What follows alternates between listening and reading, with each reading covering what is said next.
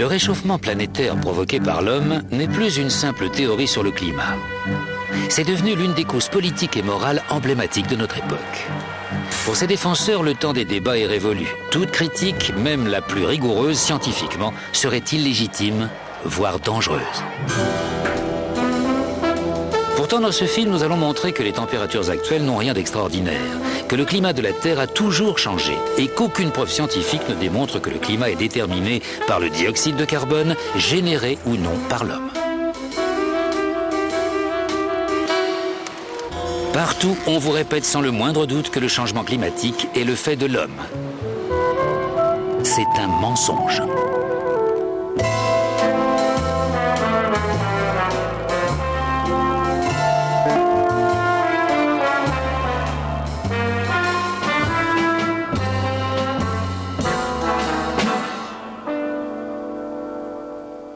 Quand on me dit « je ne crois pas au réchauffement planétaire », je réponds « moi si, mais je ne crois pas que le CO2 produit par les hommes en soit la seule cause ». Si vous m'aviez posé la question il y a quelques années, je vous aurais dit c'est le CO2. Pourquoi? Parce que, comme tout le monde, j'écoutais ce que disaient les médias. Les nouvelles du réchauffement planétaire provoqué par l'homme dont les médias nous inondent semblent chaque jour plus extraordinairement apocalyptiques. Et malgré tout, un certain nombre d'éminents spécialistes du climat affirment aujourd'hui que cette théorie n'a tout simplement aucun sens. Il y a eu des périodes dans l'histoire de la Terre lors desquelles la quantité de CO2 était 3 fois plus élevée qu'aujourd'hui, 10 fois plus élevée même. Si le CO2 avait un effet aussi capital sur le climat, ça apparaîtrait sur la courbe des températures. Si on analyse le climat à l'échelle géologique, on n'accordera jamais au CO2 une influence aussi importante. Aucun changement climatique majeur de ce dernier millénaire peut s'expliquer par le CO2. On ne peut pas dire que le CO2 est à l'origine des variations climatiques, il ne l'a jamais été. J'ai souvent entendu dire qu'il y avait un consensus de milliers de scientifiques sur la question du réchauffement planétaire, selon lequel les hommes seraient en train de causer un changement catastrophique du système climatique. Eh bien moi, en tant que scientifique, je pense que c'est faux. Le réchauffement climatique provoqué par l'homme n'est pas une théorie scientifique ordinaire. Elle est soutenue par un organisme politique puissant de l'ONU, le GIEC, le groupe d'experts intergouvernemental sur l'évolution du climat. Le GIEC, comme tout autre organisme de l'ONU, est politique. Les conclusions de ces rapports sont influencées par la politique.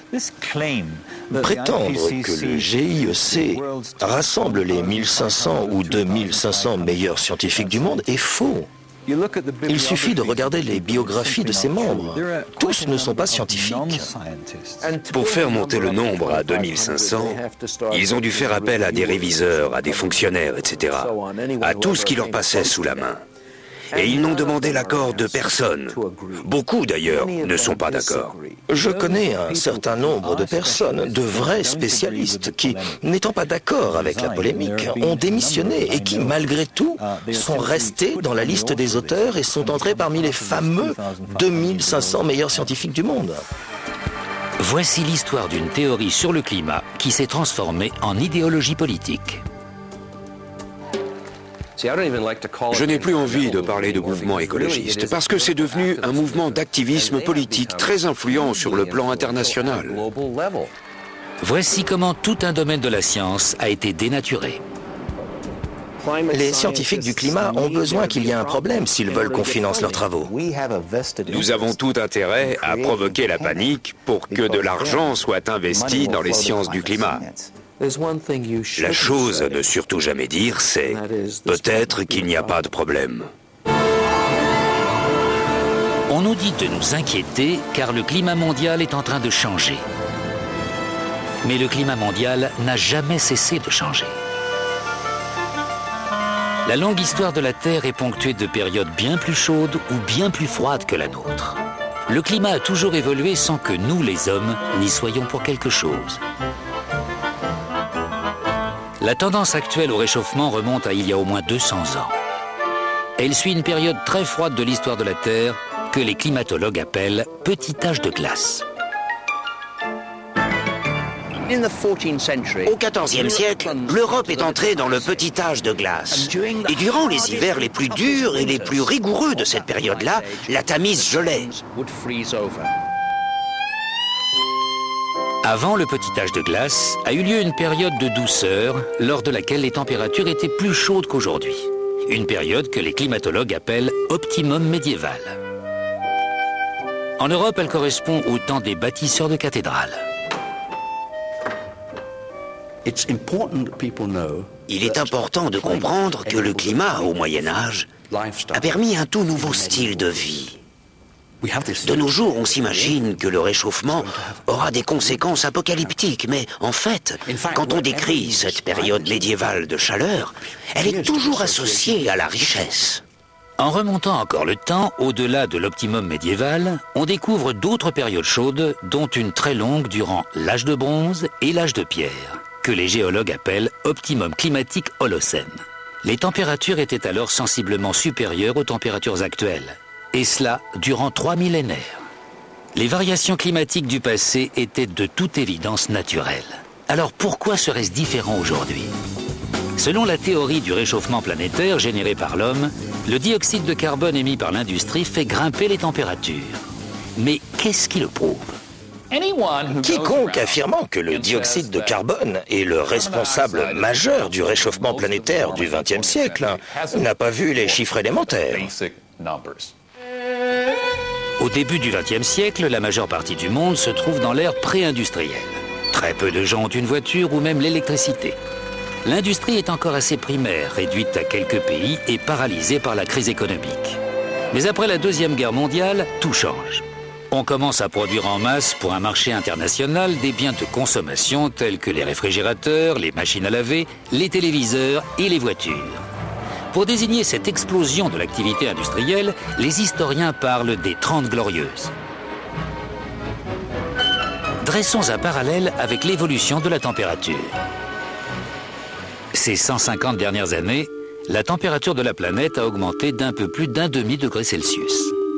Mais curieusement, ce réchauffement a principalement eu lieu au début du XXe siècle, entre 1905 et 1940. Au moment où la production industrielle était relativement faible. Puis après 1940, le climat s'est rafraîchi. Voici un relevé des températures de l'Arctique au cours du XXe siècle. Durant le boom économique de l'après-guerre, les températures s'effondrent. Et paradoxalement, elles cesseront de décroître seulement lors de la crise économique des années 1970. La quantité de CO2 a commencé à augmenter de manière exponentielle aux alentours de 1940. Mais à cette époque, la température a commencé à baisser et cela a duré jusqu'en 1975. Le rapport est donc inversé. Quand le CO2 augmente rapidement, la température baisse. On ne peut donc pas dire qu'ils évoluent dans le même sens. La température a augmenté sensiblement jusqu'en 1940, quand la production humaine de CO2 était relativement basse. Puis, dans les années d'après-guerre, quand l'industrie et toutes les économies du monde ont pris leur essor et que le CO2 produit par l'homme est monté en flèche, la température mondiale s'est mise à baisser. En d'autres mots, les faits ne correspondent pas à la théorie. Qu'est-ce qui nous fait supposer que le dioxyde de carbone est responsable des changements climatiques? Le CO2 ne représente qu'une infime partie de l'atmosphère de la Terre. En fait, les variations de son niveau dans l'atmosphère ne se mesurent qu'en dizaines de parties par million. Le pourcentage que représente le CO2 dans l'atmosphère par rapport aux autres gaz, à l'oxygène, l'azote, l'argon, etc., est de 0,054%. C'est une part incroyablement faible. Et quand vous vous intéressez à la part soi-disant ajoutée par l'homme, qui est le point de convergence de toutes nos inquiétudes, elle est encore plus faible. L'effet de serre n'est qu'une composante du système climatique de la Terre. Et le CO2 est un gaz à effet de serre relativement mineur. L'atmosphère se compose d'une multitude de gaz dont un petit pourcentage s'appelle gaz à effet de serre. Et 99% de ce tout petit pourcentage est de la vapeur d'eau, le gaz à effet de serre le plus important. La vapeur d'eau est un gaz à effet de serre de loin le plus important. Non seulement le CO2 n'est qu'un gaz à effet de serre secondaire, mais on est loin d'être sûr que ces gaz-là sont responsables du changement climatique. Pour en savoir plus, regardons le ciel, ou plutôt une partie du ciel appelée troposphère. Si les gaz à effet de serre sont responsables du réchauffement, celui-ci sera plus important au milieu de la troposphère, dans les 10-12 premiers kilomètres de l'atmosphère, qu'à la surface de la Terre. Ceci s'explique par de bonnes raisons théoriques liées à la manière dont fonctionne l'effet de serre. L'effet de serre fonctionne ainsi. Le Soleil envoie sa chaleur sur Terre. Sans les gaz à effet de serre, ces radiations solaires seraient renvoyées vers l'espace en laissant une planète froide et inhabitable. Les gaz à effet de serre retiennent la chaleur dans la troposphère quelques kilomètres au-dessus de la surface de la Terre. Et c'est là, selon les modèles climatiques, que le taux de réchauffement devrait être le plus élevé. Si les gaz à effet de serre en sont bien la cause. Selon tous les modèles, sans exception, le réchauffement devrait augmenter à mesure que l'on monte de la surface de la Terre vers l'atmosphère. Et le réchauffement maximal au-dessus de l'équateur devrait en fait avoir lieu à une altitude d'une dizaine de kilomètres. Le professeur John Christie est l'un des scientifiques chargés de mesurer la température de l'atmosphère de la Terre. En 1991, il a reçu la médaille de la NASA récompensant une réalisation scientifique exceptionnelle. Et en 1996, une récompense spéciale de la Société météorologique américaine pour avoir fait progresser fondamentalement notre capacité de maîtrise du climat. Il a également été l'auteur d'un rapport du GIEC, le groupe d'experts intergouvernemental sur l'évolution du climat, un organisme de l'ONU. Pour relever la température de l'atmosphère, les scientifiques, comme le professeur Christie, ont recours à deux moyens, les satellites et les ballons-sondes. On a constaté systématiquement qu'au-dessus de beaucoup d'endroits de la planète, la majeure partie de l'atmosphère ne se réchauffait pas autant que ce que l'on observe à la surface de la Terre. C'est un vrai casse-tête pour nous, parce que la théorie est assez simple. Si la surface se réchauffe, l'atmosphère supérieure devrait se réchauffer rapidement. La montée de la température de cette partie de l'atmosphère n'est absolument pas dramatique et ne correspond vraiment pas à la théorie que les modèles climatiques du moment expriment. L'un des ennuis des modèles, c'est qu'ils prédisent qu'à l'exception des régions polaires, plus on monte haut dans l'atmosphère, plus le taux de réchauffement augmente. Et d'après deux sources de données, les données satellitaires que tout le monde cite, mais aussi celles des ballons-sondes, il est très clair que l'on n'observe pas du tout cet effet-là. En fait, il semblerait plutôt que les températures de la surface de la Terre se réchauffent légèrement plus que celles des couches d'air supérieures. C'est une sacrée différence. Ces données laissent entendre que le réchauffement observé n'est probablement pas dû aux gaz à effet de serre. Les observations ne montrent pas une augmentation avec l'altitude. Au contraire, la majorité des observations montrent une légère baisse du taux de réchauffement avec l'altitude. On peut donc dire d'une certaine manière que les preuves réfutent l'hypothèse selon laquelle l'homme serait à l'origine du réchauffement planétaire. Le récent réchauffement de la Terre s'est produit au mauvais moment et au mauvais endroit. Si le CO2 était responsable des changements climatiques, la température aurait dû monter durant le boom économique d'après-guerre. Et le taux de réchauffement devrait être plus élevé dans la troposphère qu'à la surface de la Terre. Pourtant, c'est le contraire qui s'est produit. Alors, dans la longue histoire du climat de la Terre, existe-t-il un exemple d'un changement de température entraîné par le dioxyde de carbone? Forer la glace dans ses profondeurs est un moyen de se plonger dans le passé. Cela a d'ailleurs permis aux scientifiques de trouver un lien entre le CO2 et l'évolution des températures de la planète. Les études de carottes glaciaires sont fréquemment citées pour étayer la théorie du réchauffement planétaire provoqué par l'homme.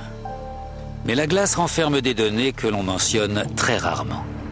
Le professeur Ian Clark est un éminent paléoclimatologue qui analyse en Arctique les températures de la Terre depuis des centaines de milliers d'années. Quand on s'intéresse au climat sur une très longue échelle temporelle, on recherche des matériaux géologiques qui ont enregistré les variations climatiques. Prenons une carotte de glace, par exemple. Certes, on reconstitue la température à partir des isotopes de la glace, mais on libère également l'atmosphère prise dans cette glace et on peut alors observer le CO2 qu'elle contient. Le professeur Clark et d'autres chercheurs ont en effet mis en évidence un rapport entre la variation du taux de CO2 et celle de la température de l'air, mais pas celui qu'on attendait. Voici l'enregistrement climatique présent dans la carotte de Vostok. En rouge, c'est l'évolution des températures d'une époque lointaine à une époque plus proche, dans un intervalle capital, puisqu'il commence juste après une ère de glaciation. On note que la température grimpe, mais aussi que le CO2 la suit, avec un temps de décalage, un retard de 800 ans. On peut donc dire que la température a 8 siècles d'avance sur le CO2. Plusieurs études majeures de la calotte glaciaire ont été menées et toutes montrent la même chose. Les températures augmentent ou diminuent, puis quelques siècles plus tard, le taux de dioxyde de carbone les suit. Donc, de toute évidence, le dioxyde de carbone n'est pas la cause de ce réchauffement.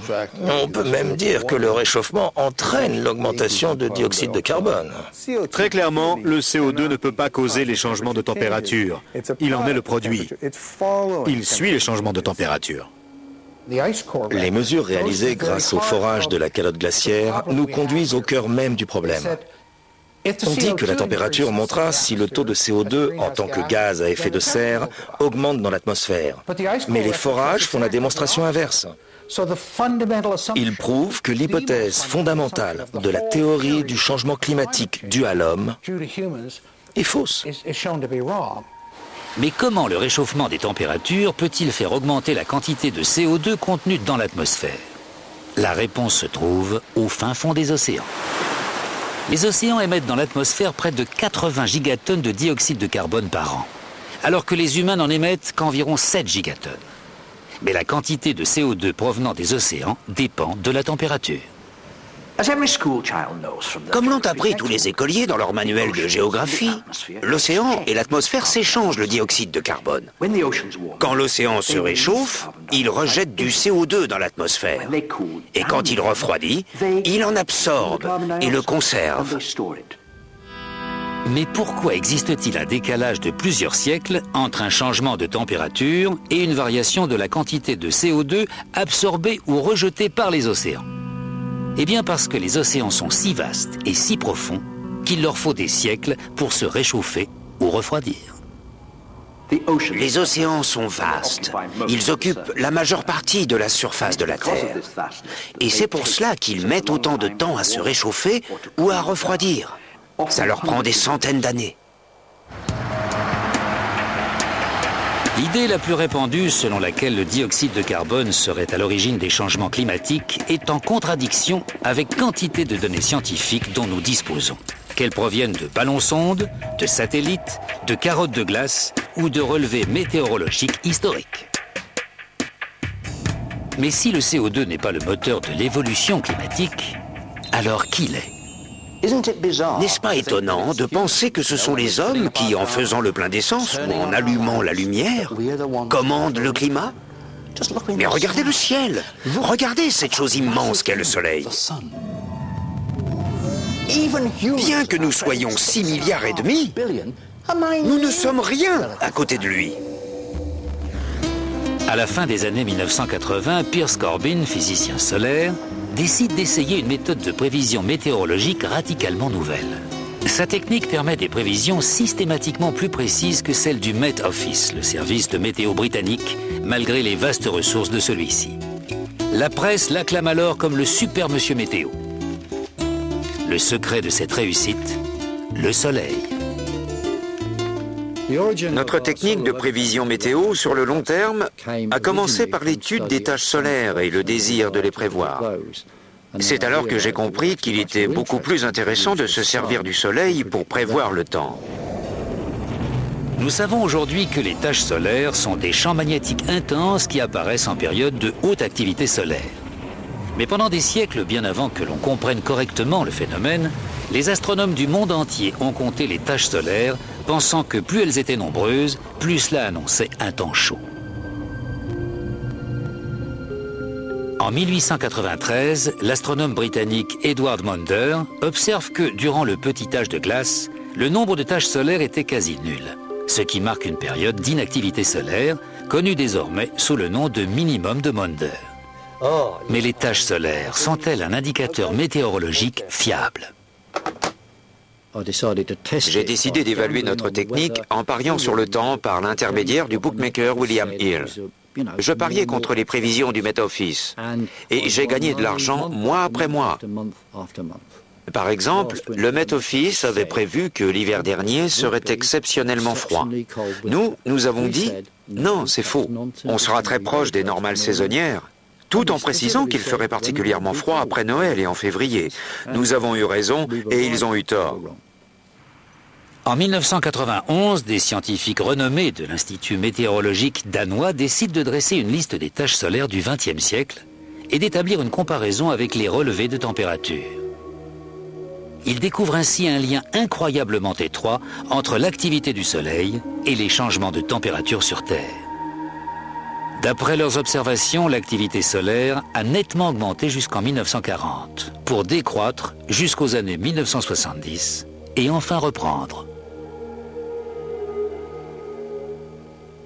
Quand nous avons mis en avant cette corrélation entre la température et les taches solaires ou les cycles solaires, on nous a dit « Ok, mais ce n'est peut-être qu'une coïncidence. » Alors comment prouver que ce n'était pas une simple coïncidence? La solution évidente était d'étudier de plus longues périodes ou des périodes différentes. Nous sommes donc remontés dans le temps. Le professeur Friis Christensen et ses confrères se penchent donc sur 400 ans de passé astronomique afin d'établir un parallèle entre l'activité des taches solaires et les variations de température. Et cette fois encore, ils découvrent que les variations de l'activité solaire sont intimement liées au changement de température sur Terre. C'est le Soleil, semble-t-il, et non le dioxyde de carbone ou quoi que ce soit d'autre, qui influencerait les changements de climat. Le Soleil a une influence directe sur la Terre quand il lui envoie sa chaleur. Mais les scientifiques ont établi qu'il avait également une influence indirecte en régulant la formation des nuages. En fait, son influence est si multiple qu'il n'est pas surprenant que les variations de l'activité solaire correspondent autant au changement climatique de la Terre.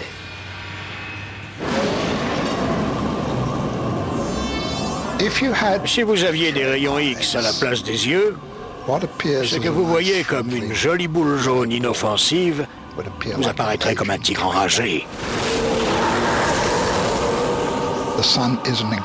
Le Soleil est une brute d'une incroyable violence. Il envoie de grands souffles de gaz et un vent solaire qui balaie incessamment la Terre. D'une certaine manière, nous nous trouvons à l'intérieur de l'atmosphère du Soleil. L'intensité de son champ magnétique a plus que doublé au cours du XXe siècle. En 2005, des astrophysiciens de l'université d'Harvard ont publié le graphique suivant dans le journal officiel de l'Union américaine de géophysique. La courbe bleue représente l'évolution des températures de l'Arctique au cours de ces 100 dernières années. Et la jaune, l'augmentation du dioxyde de carbone sur la même période. Manifestement, elles ne sont pas liées l'une à l'autre. Mais regardons de plus près la courbe des températures et cette ligne rouge qui décrit les variations de l'activité solaire au cours du XXe siècle, telles que l'ont établi de manière indépendante des scientifiques de la NASA et de l'Agence fédérale américaine de recherche atmosphérique et océanique. L'activité solaire du siècle dernier, des siècles derniers, sur une base décennale, est en corrélation avec les températures de l'Arctique et de la glace de mer. Pour nombre de scientifiques, la conclusion s'impose. Le Soleil gouverne le climat. Le CO2 ne compte pas.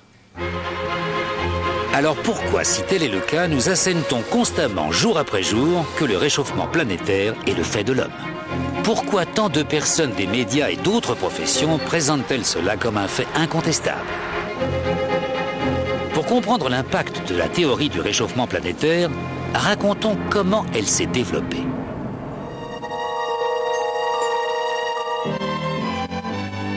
Les prévisions climatiques alarmistes ne sont pas nouvelles. En 1974, la BBC prévient que de violents orages et de grandes inondations pourraient être le signe annonciateur d'une catastrophe imminente. Et quelle en serait la cause? Nigel Calder, le créateur de cette série télé, est alors rédacteur en chef du New Scientist. Dans The Weather Machine, nous nous faisions l'écho de l'idée dominante de l'époque, c'est-à-dire la crainte d'un refroidissement planétaire et de l'arrivée d'une nouvelle période glaciaire. Nous sommes tout petits à côté de la glace. Après des décennies à observer la chute des températures, les experts de l'époque annoncent que le refroidissement du monde aura des conséquences catastrophiques. Nous sommes sous la menace constante d'un grand gel. Cette nouvelle période glaciaire s'emparera-t-elle de nos terres et ensevelira-t-elle nos villes du Nord? Mais au milieu de ces prévisions alarmistes pointe une lueur d'espoir. Bert Bolin, un scientifique suédois, suggère timidement que le dioxyde de carbone émis par l'homme pourrait réchauffer la planète. Mais il n'en est pas sûr. La planète renferme de grandes réserves de pétrole. Et il nous reste encore beaucoup de charbon, mais il semblerait que nous les brûlions de plus en plus vite. Si nous continuons ainsi, dans une cinquantaine d'années, le climat pourrait s'être réchauffé de quelques degrés. Qui sait ? Nous avons également été les premiers à laisser la parole sur une chaîne de télé internationale au Suédois Bert Bolin, qui parlait des dangers du dioxyde de carbone. Une quantité croissante de dioxyde de carbone dans l'air. Et je me souviens que d'éminents spécialistes m'ont alors reproché farouchement de m'être laissé séduire par ces idées fantaisistes. Dans les années 1970, à l'apogée de la peur du refroidissement planétaire, la théorie excentrique de Bert Bolin, celle du réchauffement planétaire provoqué par l'homme, semble absurde. Mais deux événements viennent inverser la tendance. 1. Les températures commencent à se réchauffer. Et 2. Les mineurs britanniques se mettent en grève. Margaret Thatcher, alors Premier ministre de Grande-Bretagne, fait de l'énergie un problème politique. Au début des années 1970, le choc pétrolier a plongé le monde dans la crise. En Grande-Bretagne, une grève écrasante des mineurs a également provoqué des coupures d'électricité et la chute du gouvernement conservateur. Madame Thatcher est donc prête à tout pour ne pas subir le même sort. What we have seen in this country is the emergence of an organized revolutionary minority whose real aim is the destruction of democratic parliamentary government. La politisation du sujet a commencé avec Margaret Thatcher. Elle s'est toujours beaucoup impliquée dans la promotion de l'énergie nucléaire. Je m'en souviens puisque j'ai été secrétaire d'État à l'énergie. Et cela bien avant que l'on parle du problème du changement climatique. Parce qu'elle s'inquiétait pour la sécurité de l'énergie. Et que ni le pétrole, ni le syndicat national des mineurs ne lui inspiraient confiance. Elle ne croyait ni au pétrole, ni au charbon. Elle pensait donc que nous devions continuer à développer l'énergie nucléaire. Puis, quand la théorie du réchauffement climatique planétaire est apparue, elle a pensé « c'est parfait ». Voilà un nouvel argument en faveur du nucléaire, puisque cette énergie-là ne créait pas d'émissions de CO2. Tel était son propos, qui depuis a été quelque peu déformé. Elle s'est donc rendue à la Royal Society, l'Académie britannique des sciences, et a dit « il y aura de l'argent à la clé si vous prouvez cette théorie ». Alors forcément, ils l'ont prouvé. Inévitablement, dès lors que les politiques soutiennent une cause et y associent leur nom d'une manière ou d'une autre, l'argent afflue. C'est ainsi. Et inévitablement, les institutions de recherche et de développement se sont mises à bouillonner, si je puis dire.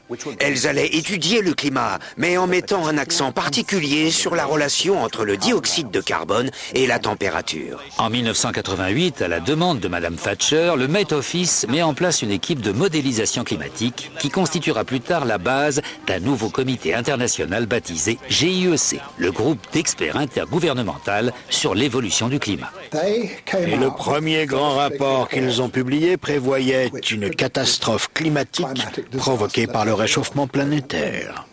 Je me souviens de la conférence destinée à la presse scientifique à laquelle j'ai assisté. J'étais frappé par deux choses. Premièrement, la simplicité et l'éloquence du message, ainsi que l'énergie avec laquelle il nous était transmis. Et deuxièmement, le mépris total de toutes les découvertes climatologiques réalisées jusqu'alors, y compris le rôle du Soleil, qui pourtant avait été au centre d'une réunion importante de la Royal Society quelques mois plus tôt.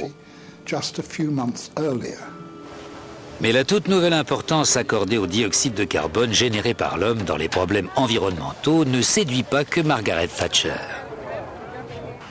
Patrick Moore est considéré comme l'un des plus grands écologistes de sa génération. Il est l'un des fondateurs de Greenpeace. Le climat est devenu un centre d'intérêt majeur pour deux raisons bien distinctes. Premièrement, au milieu des années 80, la majorité des gens étaient d'accord avec la plupart des idées raisonnables que les mouvements écolos préconisaient. Quand une majorité de gens est d'accord avec vous, pas facile de continuer à la provoquer. La seule façon de rester contestataire était donc d'adopter des positions encore plus extrêmes. Quand j'ai quitté Greenpeace, ils étaient en train de se mettre d'accord sur une campagne interdisant le chlore dans le monde entier. Je leur ai dit, mais il fait partie du tableau de classification périodique des éléments. Je ne suis pas sûr que notre juridiction permette d'interdire entièrement un élément chimique. Et deuxièmement, l'extrémisme écologique a vu le jour à cause de l'échec du communisme. Le mur est tombé. Et beaucoup de pacifistes et de militants politiques se sont alors tournés vers le mouvement écologiste en amenant avec eux leur néo-marxisme. Ils ont très intelligemment appris à manier la langue des Verts pour masquer des programmes plus proches de l'anticapitalisme ou de l'antimondialisation que de l'écologie ou de la science.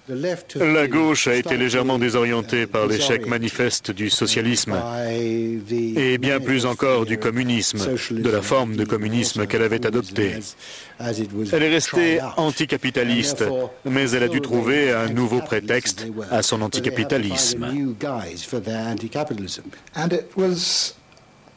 Ça a donné une alliance étonnante allant de Margaret Thatcher à droite jusqu'aux écologistes anticapitalistes d'extrême gauche.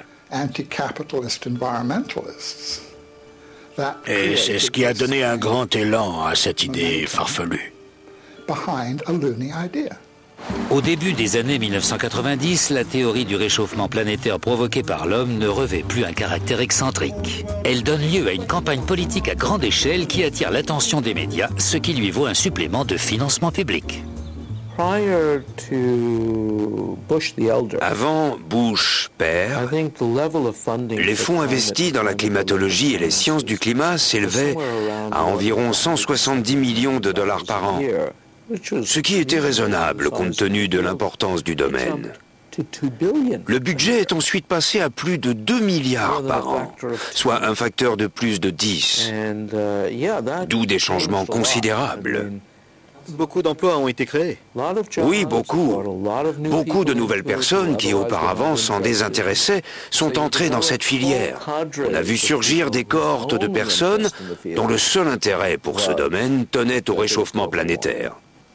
Si je voulais faire de la recherche, disons, sur les écureuils du Sussex, et ceci est valable depuis les années 1990, je remplirais ma demande de bourse en disant « Je souhaite réaliser une étude sur le comportement de collecte des noisettes chez l'écureuil au regard de ses effets sur le réchauffement climatique. » Et ainsi, j'obtiendrai de l'argent.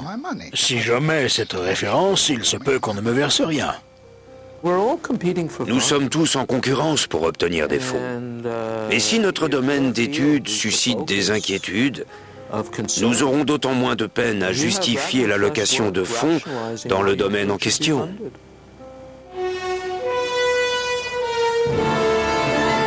Une proportion importante de ces fonds a été consacrée à l'élaboration de modèles permettant de concevoir des projections climatiques. Mais quel est au juste le degré d'exactitude de ces modèles ? Le Dr Roy Spencer a été un chercheur de haut rang en études climatiques au Centre de vol spatial Marshall de la NASA. Il s'est vu décerner des médailles par la Société météorologique américaine et la NASA, récompensant sa contribution exceptionnelle dans le domaine scientifique. Les modèles climatiques valent ce que valent les hypothèses qu'ils intègrent. Or, il existe des centaines d'hypothèses. Il suffit que l'une d'elles soit fausse pour que la projection perde toute pertinence. Tous les modèles partent de l'hypothèse que le CO2 produit par l'homme est, plutôt que le soleil ou les nuages, la cause du changement climatique. L'analogie à laquelle j'ai l'habitude de me référer est la suivante. Ma voiture marche mal, mais je ne tiendrai compte ni du moteur, en d'autres termes du soleil, ni de la transmission, c'est-à-dire de la vapeur d'eau, et je vais me concentrer sur un écrou de la roue arrière droite, soit le CO2 produit par l'homme. Voilà à quel point la science se fourvoie. Faute d'une bonne compréhension du système climatique et d'une mise en corrélation de toutes ses composantes, les rayons cosmiques, solaires, le CO2, la vapeur d'eau, les nuages, votre modèle ne vaut rien. L'éventail des prévisions climatiques varie considérablement. Ces variations résultent d'une légère modification des hypothèses sur lesquelles les modèles sont fondés. J'ai travaillé avec des modélistes. Or, en fignolant les paramètres d'un modèle mathématique, on modélise tout et n'importe quoi. On peut faire apparaître un réchauffement ou un refroidissement du climat en y apportant des modifications. Au premier abord, les modèles informatiques ont de quoi impressionner le novice. Ils donnent souvent lieu à de folles spéculations qui se présentent sous la forme d'énoncés scientifiques rigoureux. Ils fournissent également aux médias une source abondante de scénarios spectaculaires. Ce qui me surprend, en qualité de journaliste de longue date, c'est la façon dont, sur ce chapitre, les principes journalistiques les plus élémentaires semblent avoir été bafoués. Il y a toute une nouvelle génération de reporters et de journalistes spécialisés dans l'environnement. Si vous en faites partie et que cette histoire de réchauffement planétaire est jetée au rebut, votre emploi connaîtra le même sort. Les reportages se doivent d'être de plus en plus alarmistes, parce qu'il reste heureusement une poignée de chroniqueurs aguerris prêts à déclarer « Vous teniez le même discours il y a 5 ans ». Ah oui, mais répondra-t-on aujourd'hui, c'est bien pire. Le niveau de la mer va monter de 3 mètres d'ici à mardi prochain, ou je ne sais quoi. Ils sont contraints d'adopter un discours toujours plus véhément. Les médias ont désormais coutume d'imputer le moindre ouragan ou la moindre tempête au réchauffement climatique. Mais sur quel fondement scientifique s'appuie-t-il ? C'est de la pure propagande. Tous les manuels de météorologie nous disent que la principale cause des perturbations climatiques est la différence des températures entre les tropiques et les pôles. Et on nous dit que si le climat se réchauffe, cette différence se réduira. On devrait donc en conclure que le climat sera moins rigoureux et qu'il y aura moins de variations climatiques. Mais pour une raison ou une autre, comme ce n'est pas assez catastrophiste, on vous dit le contraire. On entend parfois dire qu'un réchauffement modéré suffirait à faire fondre les calottes glaciaires polaires de la planète. Mais que nous apprend l'histoire climatique de notre planète ? Nous disposons de relevés de température effectués au Groenland il y a plusieurs milliers d'années. Le Groenland a connu dans le passé des températures bien plus élevées qu'aujourd'hui. Il y a seulement 1000 ans, il y faisait plus chaud qu'aujourd'hui, sans pour autant qu'il y ait eu de fonte glaciaire dramatique. Même si l'on considère le permagel, cette couche de glace qu'on trouve par exemple en Russie, on s'aperçoit qu'une grande partie de celui-ci a fondu il y a 7 ou 8 000 ans dans des proportions bien plus importantes que celles des projections actuelles. En d'autres termes, il s'agit là d'une évolution historique, mais le monde ne s'est pas pour autant brusquement effondré. Le professeur Seyunichi Akasofu dirige le centre de recherche arctique de l'Alaska, le plus important institut du monde en la matière. Le professeur Akasofu souligne que les calottes glaciaires sont soumises en permanence à un processus naturel d'expansion et de contraction. La chute de blocs de glace du continent antarctique, dont de temps à autre on entend parler, a dû se produire à toutes les époques. Mais comme nous disposons aujourd'hui de satellites qui détectent ces phénomènes, ils font l'actualité. Je vois tous ces programmes télévisés relatifs au réchauffement planétaire, montrant de grands blocs de glace qui s'effondrent sur les bords des glaciers. Mais on oublie que la glace est toujours en mouvement. Ces images satellites de la NASA montrent dans toute leur ampleur l'expansion et la contraction naturelle des glaces de la mer polaire au cours des années 1990. Les journaux d'information diffusent régulièrement des images de glace se détachant des bords de l'Arctique. Ce que l'on omet de dire, en revanche, c'est qu'il s'agit d'un phénomène aussi ordinaire en Arctique que la chute des feuilles un jour d'automne. On me demande, avez-vous vu de la glace tomber sur les bords des glaciers? Oui, c'est le dégel du printemps. Il se produit tous les ans. Les journalistes nous sollicitent en permanence à l'affût d'éléments sur l'effet de serre. Je leur réponds qu'il n'existe rien de tel. Il est aussi courant d'imputer la variation du niveau des mers au changement climatique. Mais cette corrélation est-elle scientifiquement avérée? La variation du niveau des mers sur la planète est régie par 2 facteurs. D'une part, des facteurs locaux. Le rapport de la mer à la terre, lequel a, soit dit en passant, plus à voir avec l'élévation ou l'affaissement du niveau des terres qu'avec la hausse ou la baisse du niveau des eaux. D'autre part, le statisme, la variation du niveau des mers à l'échelle mondiale. Celle-ci est liée à l'expansion thermique des océans. Elle n'a rien à voir avec la fonte des glaces et se déroule sur des durées bien plus longues que l'espace de votre vie ou de la mienne avant même qu'on puisse la détecter. On soutient par ailleurs qu'une faible hausse des températures entraînera la propagation vers le nord de maladies tropicales mortelles transmises par les insectes, telles la malaria. Mais là encore, est-ce bien exact? Le professeur Paul Reiter de l'Institut Pasteur à Paris est l'un des spécialistes les plus réputés de la malaria et d'autres maladies inoculées par des insectes. Il est membre du comité consultatif de l'Organisation mondiale de la santé, a présidé le comité américain d'entomologie médicale, de la Société américaine de médecine tropicale et a dirigé la publication de la section santé du rapport d'évaluation nationale des conséquences potentielles de la variabilité climatique commandé par le gouvernement américain. Les moustiques ne se cantonnent pas aux régions tropicales. Chacun peut constater qu'il y en a dans les régions au climat tempéré. On en trouve même énormément en Arctique. En fait, dans les années 1920, c'est en Union soviétique que s'est propagée la plus grande épidémie de malaria. On a compté 13 millions de cas déclarés par an et près de 600 000 morts. Une catastrophe épouvantable qui a atteint le cercle arctique. À Archangel, on a comptabilisé 30 000 cas et 10 000 morts. La malaria n'est donc pas uniquement une maladie tropicale et cependant, les associations de lutte contre le réchauffement climatique répandent la menace que la maladie pourrait se déplacer vers les régions du Nord. Les rapports officiels émis par le GIEC sont souvent très alarmants. Mais sont-ils fiables? J'ai été scandalisé par la lecture du deuxième et du troisième rapport d'évaluation. Ce n'était qu'une addition d'informations inexactes sans aucune source scientifique. En tout cas, pratiquement aucune littérature scientifique élaborée par des spécialistes sérieux n'y était citée. Dans une lettre ouverte au Wall Street Journal, l'ex-président de l'Académie nationale américaine des sciences, le professeur Frederick Seitz, révèle que le GIEC a bien censuré les commentaires de certains scientifiques. Il écrit « Ce rapport n'est pas conforme à la version approuvée par les scientifiques ayant contribué à sa rédaction ». De fait, plus de 15 points importants du chapitre scientifique ont été supprimés. Comme par exemple, aucune étude n'a pu prouver de façon définitive que l'on pouvait attribuer les changements climatiques aux gaz à effet de serre. Ou encore, à ce jour, aucune étude ne peut dire que l'homme est totalement ou même en partie responsable des changements climatiques observés.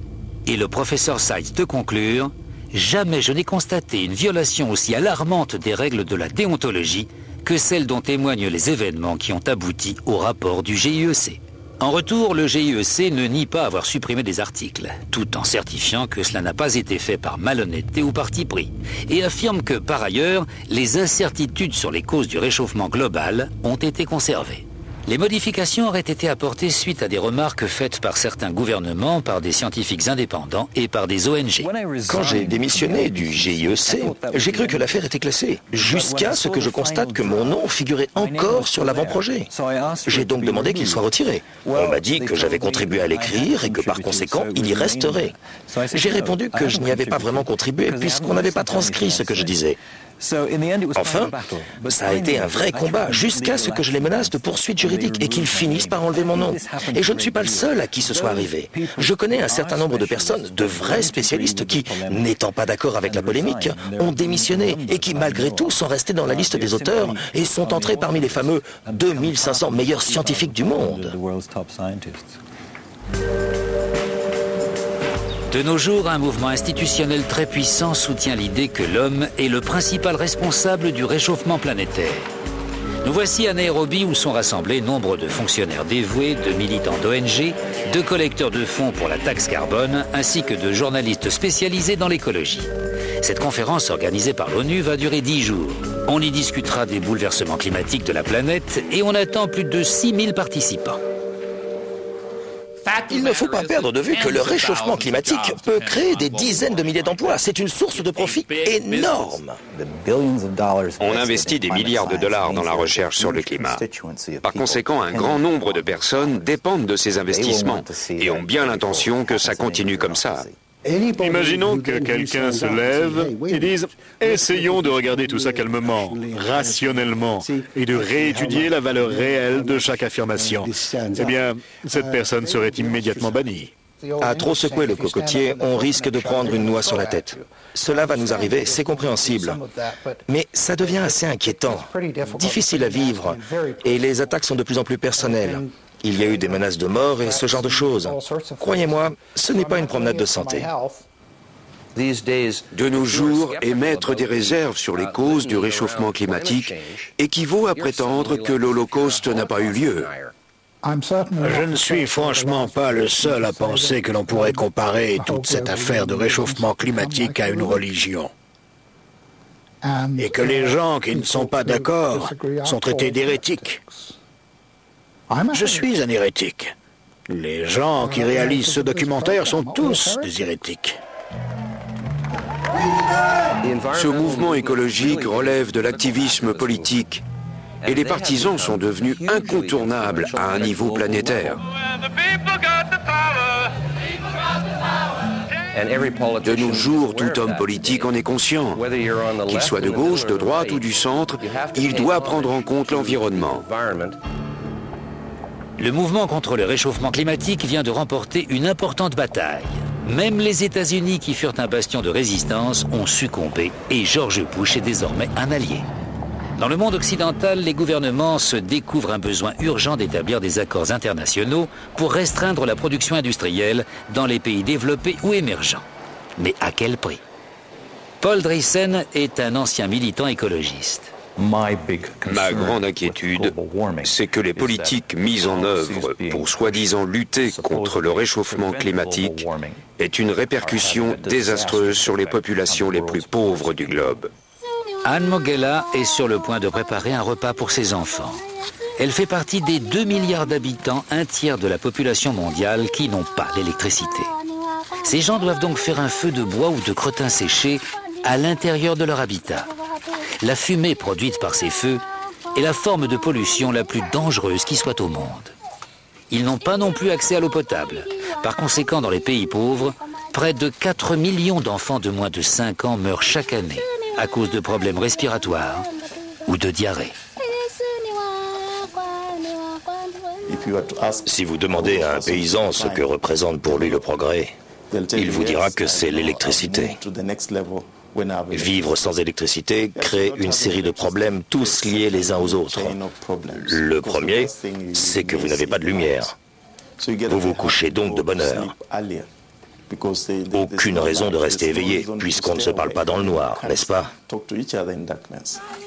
Sans électricité, on ne peut pas conditionner ou réfrigérer la nourriture. On ne peut donc pas la conserver. De plus, un feu dans une hutte fait trop de fumée et consomme trop de bois pour servir de chauffage. Et on n'a pas d'eau chaude. Nous autres occidentaux ne pouvons même pas imaginer à quel point la vie quotidienne serait dure sans électricité. L'espérance de vie de ces populations est effroyablement courte. Leur mode d'existence est limité à tout point de vue. À quelques kilomètres de là, l'ONU se fait l'hôte d'une conférence sur le réchauffement planétaire dans ses locaux luxueux et bien protégés.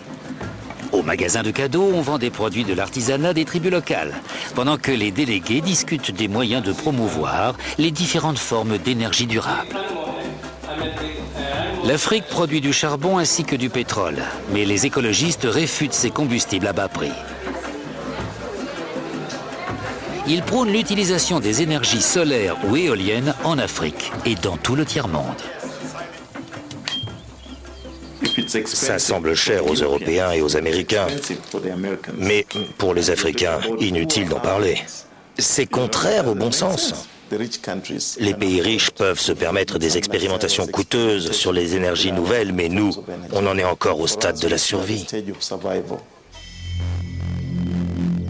Pour l'ancien écologiste qu'est Paul Driessen, l'aspect le plus abject de la lutte contre le réchauffement climatique est le projet d'obliger les pays pauvres à se servir des sources d'énergie les plus chères de la planète et des moyens de production électrique les moins efficaces.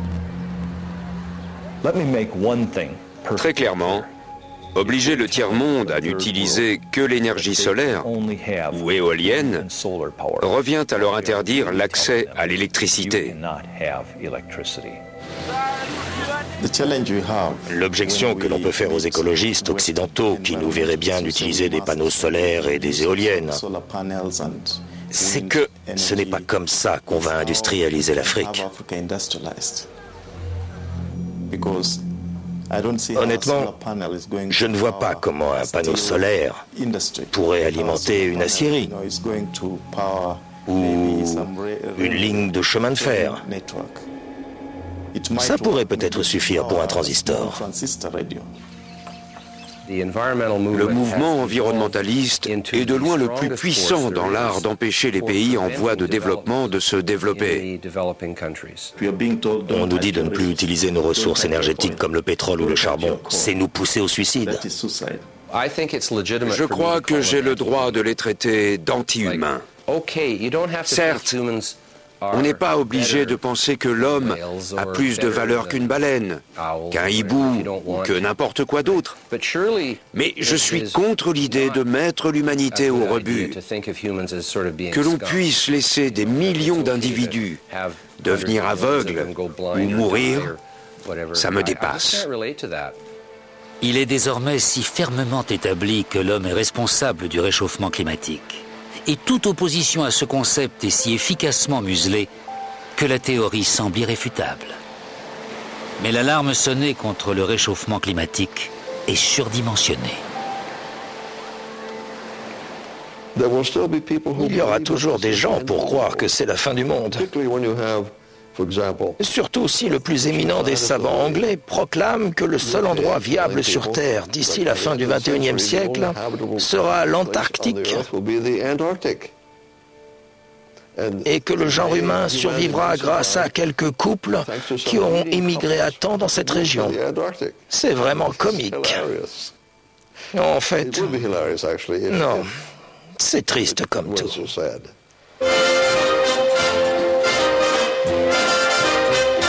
Tomorrow's weather, what's the low? What's the high? Will it be wet or dry?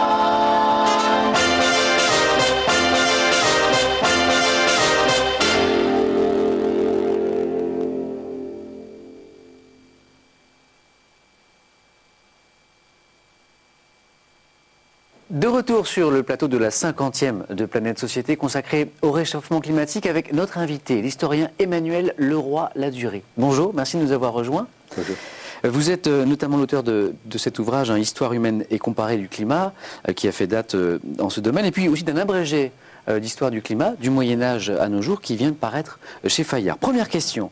Moi, j'aimerais votre réaction tout d'abord à ce documentaire que nous venons de voir, vous savez, et cette question, le réchauffement climatique que nous connaissons aujourd'hui, est-ce qu'il est dû ou non à l'émission des gaz à effet de serre, ou non à l'homme, puisque certains scientifiques, on a entendu tout à l'heure, nous disent non, non, c'est pas du tout ça, c'est pas du tout l'homme. Qu'est-ce que vous en pensez?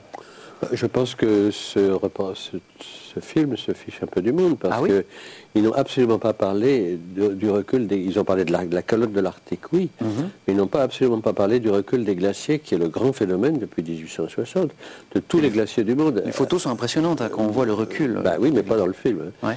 Et à l'exception peut-être de la Norvège et de la Nouvelle-Zélande. Partout, les glaciers reculent, alors ils auraient quand même pu en parler. Et le fait qu'ils n'en parlent pas me paraît assez suspect. Hein. Pour vous, ils oublient volontairement certaines hypothèses? Pour moi, je crois que surtout, ils sont un peu téléguidés. Hein. Téléguidés par qui? Je ne me permets pas. Dans vos travaux, vous avez montré que ce qu'on appelle les phénomènes météo extrêmes, ouragans, sécheresses, inondations, n'ont pas attendu ce réchauffement climatique pour se manifester. Est-ce qu'on doit quand même s'attendre à ce qu'ils se multiplient ou qu'ils soient plus forts? Les canicules, semble-t-il, oui. Regardez, il y en a eu une quand même importante en Roumanie, en Hongrie, l'été dernier. Donc les canicules d'autrefois étaient quand même assez fréquentes, comme toujours. Celle de 1719 a fait 450 000 morts sur une France de 21 millions d'habitants. C'est autre chose que les 17 000, malheureusement, personnes âgées de 2003, qui ont même motivé le limogeage d'un malheureux ministre sacrifié à la colère des dieux. Mais je ne sais pas quel dieu c'est. Et donc, oui, ça devrait quand même... s'amplifier. Il y a eu quand même juillet 2006, dont on n'a pas assez dit qu'il y a eu 3 000 morts, quand même. Bon, c'est pas terrible, mais enfin, ça montre que le problème existe. Et puis qu'il y a celle de 2007 dans les Balkans. Donc... oui, ça va se multiplier. Et il faut dire que depuis 1980, les canicules avaient cessé de faire des morts entre 1960 et 80. Et depuis, elles font pas 15 000 morts, mais 1000, 2000, 3000. Et vous pensez que c'est lié effectivement au réchauffement climatique? Enfin, il y a toujours eu des canicules, mais évidemment, le réchauffement les rend un peu plus nombreuses et puis un peu plus chaudes aussi. Peut-être 1 degré de plus, 2 degrés de plus, donc plus dangereuse. Alors dans son dernier rapport, le GIEC, vous savez, le groupe d'experts intergouvernemental sur l'évolution du climat, nous dit que d'ici 2100, la température du globe va augmenter, mais alors entre 1,5 et 6 degrés. Comment vous expliquez cette marge d'abord, je crois qu'on ça, c'est comme les élections, il y a toujours des fourchettes. Hein. Oui. Enfin, ça fait une sacrée différence. Oui, les conséquences enfin, sont pas les mêmes. Je crois qu'on est plutôt sur les 3 ou 4 degrés dans les moyennes, et la situation... Et pour faire moi je ne suis pas un scientifique, hein, je suis qu'un historien. Mais enfin, pour faire 1 ou 2 degrés, ce serait très bien, mais il faudrait qu'on prenne beaucoup de mesures, je crois. Et en réalité, il est même question, je dis ça sans trop y croire, mais pour vous montrer la gravité de la situation, de 8 degrés dans la région arctique. Alors bon, peut-être ça n'est pas vrai, mais il faut tirer la sonnette d'alarme. Et justement, est-ce que vous êtes optimiste quant à la capacité de l'humanité, de nos sociétés, à prendre les bonnes mesures pour enrayer ce phénomène ? Non, je ne suis pas optimiste, mais enfin, il faut qu'il y ait une prise de conscience. Mais de la prise de conscience à l'action, il y a encore une marge. Et il est certain que pour qu'on cesse de faire des avions géants, des courses de voitures inutiles, etc., ça sera difficile. Mais il faudrait effectivement... Vous voyez, je suis venu en métro, moi, par exemple. Vous avez fait un geste, vous Du coup, j'ai failli être en retard. Une dernière question. Là, on parle de nos sociétés occidentales riches, des mesures qu'elles devraient prendre, mais on entend aussi les pays les plus pauvres et les pays en développement nous dire c'est très beau votre réchauffement de la planète et les mesures qu'il faudrait prendre, mais nous, ça met en danger notre croissance, nous qui essayons d'améliorer le quotidien de notre population. Qu'est-ce que vous avez envie de dire à ces pays-là ? Je crois que c'est un problème presque insoluble, parce qu'effectivement, ils ne font que faire ce que nous avons fait. Et alors les Chinois en font un peu trop, mais enfin l'Afrique quand même... en plus l'Afrique va plus souffrir que nous à cause de la désertification, y compris au Maghreb et même en Espagne, qui n'est pas un pays sous-développé. Alors il faut essayer de tenir les deux bouts de la chaîne et de les aider à justement peut-être l'énergie solaire, des choses comme ça. Mais enfin, on est sans trop d'illusions quand même sur le résultat, notamment vis-à-vis de la Chine et de l'Inde. Merci Emmanuel Leroy-Ladurie de nous avoir rejoints sur le plateau de Planète Société. Je rappelle le titre de votre dernier ouvrage, Abrégé d'histoire du climat du Moyen-Âge à nos jours, qui vient de paraître chez Fayard. Et que j'ai écrit avec Anouchka Vazak. Merci beaucoup. On se retrouve dans un instant pour la suite de notre émission consacrée cette semaine au réchauffement climatique avec un deuxième documentaire plus alarmiste que celui que nous avons vu tout à l'heure, Climat en crise. Et notre deuxième invité également, la secrétaire nationale des Verts, Cécile Duflot. A tout de suite.